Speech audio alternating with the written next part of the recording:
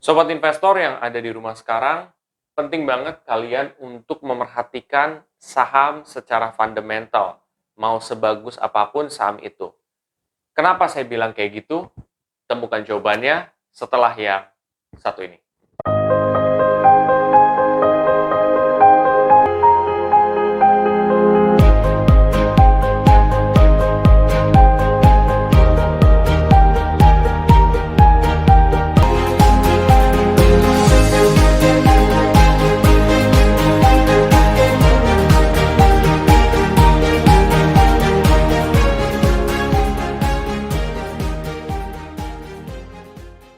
Ya, jadi saya berpendapat bahwa kenapa sih fundamental itu penting untuk kita tahu ya. Karena saya selaku investor saham juga, saya tuh benar-benar memperhatikan fundamental juga.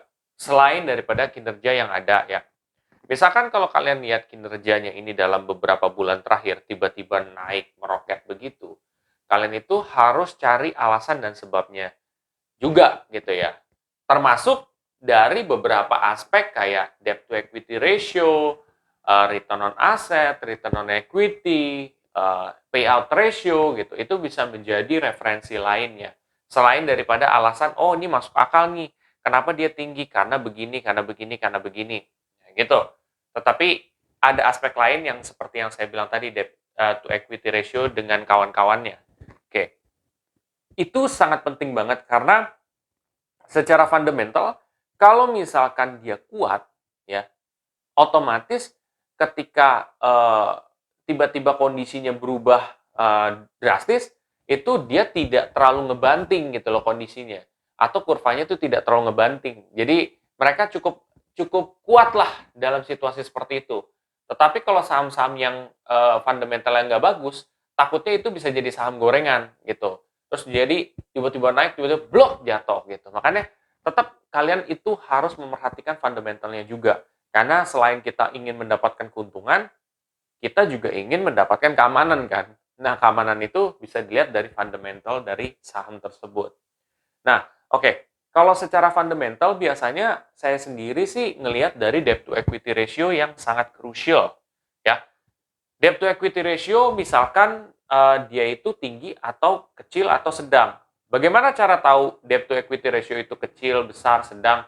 Ya kalian bandingkan dengan industri yang serupa gitu atau dengan kompetitornya mereka gitu. Kira-kira debt to equity ratio ini seperti apa?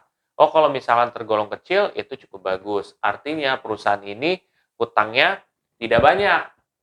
Kalau tidak banyak, biasanya di saat pandemi kayak gini, itu lebih diutamakan dan lebih bagus. Itu setahu saya seperti itu, dan itu yang saya terapin gitu kan. Dan kalau misalkan ternyata debt to equity ratio-nya itu tinggi, sebenarnya itu bukan alamat bahwa perusahaan ini adalah perusahaan yang jelek. Enggak juga gitu. Tergantung. Kalian harus lihat dari current ratio-nya. Current ratio-nya seperti apa sih? Jadi current ratio tuh gambarannya kayak kemampuan dari perusahaan ini untuk melunasi utangnya gitu loh. Kemampuan untuk kayak dia untuk ngebayar utangnya tersebut. Semakin dia tinggi berarti semakin mampu dia untuk membayar utangnya. Biasanya kalau current ratio, setahu saya itu di atas 1, di atas 2, atau mungkin di antara 1 dan 2 itu udah bagus gitu loh.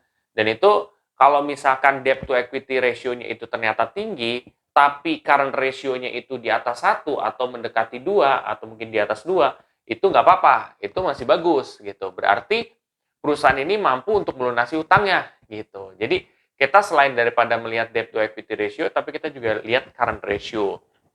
Terus juga ada beberapa aspek lain yang saya lihat, misalkan return on asset, return on equity. Jadi kalau misalkan return on asset ini kayak seberapa efisiensi gini perusahaan ini untuk menghasilkan income segini dengan aset yang ada gitu loh. Kalau semakin tinggi hasilnya, setahu saya itu akan semakin baik gitu ya. Terus kalau return on equity juga begitu, seberapa efisien mereka menggunakan modalnya gitu. Jadi ketika komponen-komponen itu saya udah pertimbangin, rata-rata baru saya beli gitu loh saham tersebut ya. Jadi selain daripada saya melihat, oh nih kayaknya potensinya ke depan bagus nih kayak gini nih. Tapi ada faktor-faktor lain nih yang saya lihat gitu, seperti ya tadi debt to equity ratio, return on asset, return on equity. Nah, seberapa tinggi return on aset atau equity itu bisa dilihat compare dengan perusahaan-perusahaan yang lain gitu teman-teman semua. Itu sih mungkin yang bisa saya kasih pesan buat investor semua dan ingin berbagi ke investor semua. Mudah-mudahan dengan adanya informasi dari video ini, kita jadi lebih ingin mengetahui lebih gitu loh. Saham-saham yang kita ingin beli gitu. Kalau misalkan saham itu naiknya cukup bagus dan udah fundamentalnya bagus, ya kenapa kalian tidak beli gitu. Tapi kan ada juga saham yang naiknya bagus banget kan. Ternyata fundamentalnya kurang bagus. Kalau yang seperti itu, kalau saya pribadi itu akan coba bikin opsi dulu gitu, bukan yang prioritas.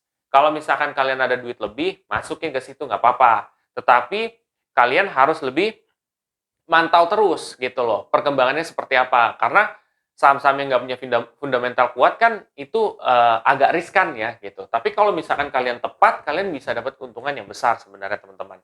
Itu sih mungkin pesan gue, mudah-mudahan bermanfaat. Kalau misalkan sobat investor yang ada dimanapun kalian berada itu merasa ini bermanfaat, kalian bisa share aja ke teman-teman kalian yang lain, atau kalian berbagi ke teman-teman kalian yang lain. Dan jangan lupa untuk subscribe, like, dan komen di video saya. Sampai jumpa di video saya selanjutnya. Terima kasih.